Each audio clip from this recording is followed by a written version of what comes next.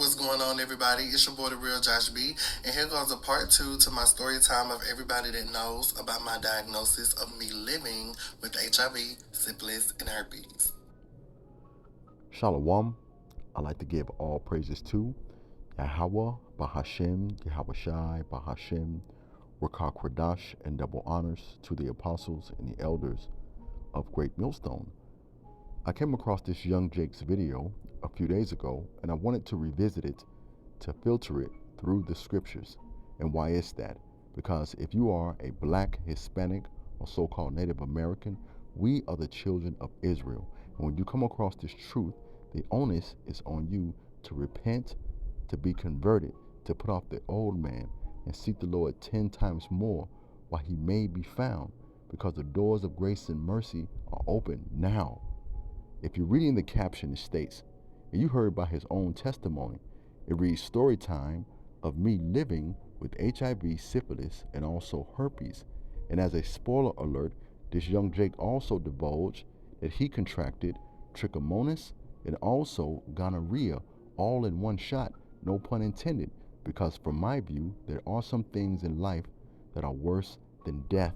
And this situation serves as a gruesome but also horrific tale of not only the Lord's judgment, but also his mercy too as well, because this Jake here, he can still repent, man, and come out of this lifestyle. But as outlined throughout the scriptures, our people, more than likely, they won't repent. And the Lord has plagued our people with these sorts of with these sorts of diseases because of their wickedness. Now let's come out of this here and let's go right into the scriptures, because we've seen this outline in the book of Romans.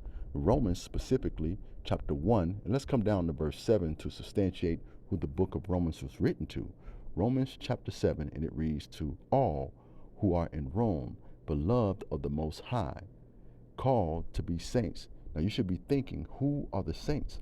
Well, the scriptures tells us to prove all things and to hold fast to that which is good. It also tells us to prove our points, to read it line upon line, precept upon precept, here a little and there a little. Here are two precepts that you can utilize to substantiate the fact that the saints are the children of Israel.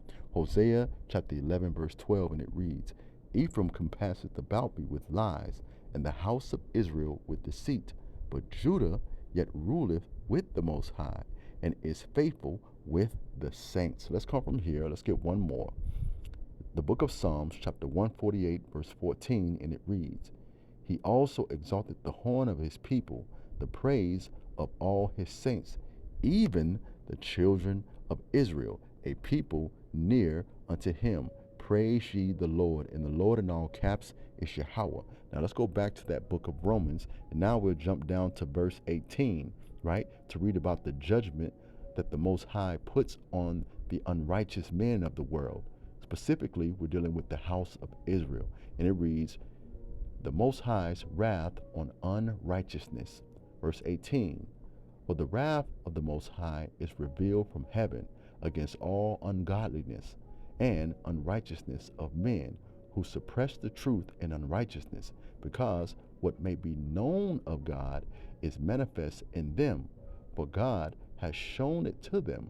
For since the creation of the world, his invisible attributes are clearly seen, being understood by the things that are made, even his eternal power and Godhead, so that they are without excuse, because although they knew God, they did not glorify him as God, nor were they thankful, but became futile in their thoughts, and their foolish hearts, meaning what? Their minds were darkened. Professing to be wise, they became fools, and changed the glory of the incorruptible God into an image made like corruptible man, and birds, and four-footed animals, and creeping things. Therefore God gave them up to uncleanliness, pardon me. It's a little after 1 o'clock in the morning, brothers, bear with me. But verse 24 and the subsequent verses are going to substantiate that the Lord will give up on you. What is the scriptures? What is the Christian church, pardon me, infamous for quoting?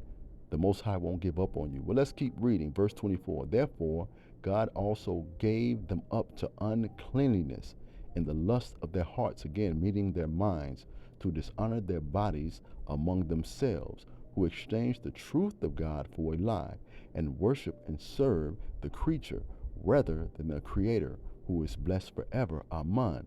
For this reason, God gave them up to vile passions, for even their women exchanged the natural use for what is against nature. Likewise also the men, leaving the natural use of the woman, burned in their lust for one another, men committing shameful acts and receiving in themselves the penalty of their error which was due. And what does that look like modern day? This man's story here, okay? Did you forget what he said he's dealing with?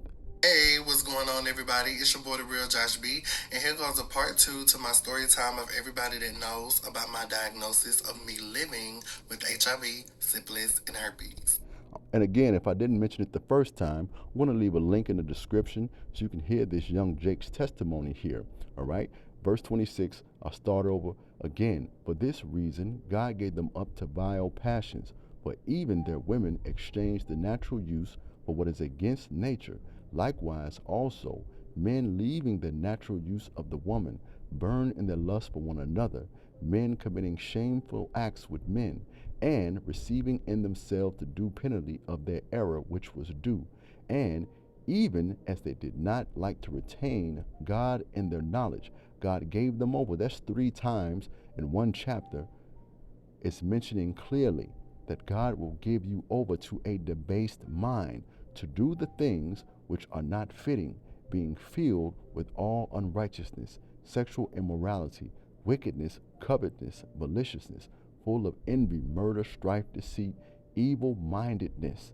They are whisperers, backbiters, haters of God, violent, proud, boastful, inventors of evil, disobedient to parents, undiscerning, untrustworthy, unloving, unforgiving, unmerciful, who, knowing the righteous judgment of God, that those who practice such things are deserving of death, not only do them, but also approve of those who practice them. Let's get one more. Let's get one more precept here. Well, it's a few more precepts. We'll finish here in 1 Corinthians chapter 6, verse 9 through 11, because it makes it clear unto us, if you continue in this lifestyle, know ye not that the unrighteous shall not inherit the kingdom of the Most High?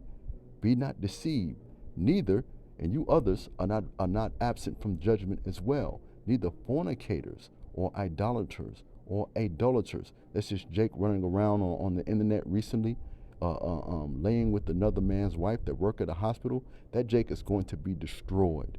Nor the effeminate, nor abusers of themselves with mankind that go back into the alphabet community, nor thieves, nor covetous, nor drunkards, nor revilers, nor extortioners shall inherit the kingdom of the Most High.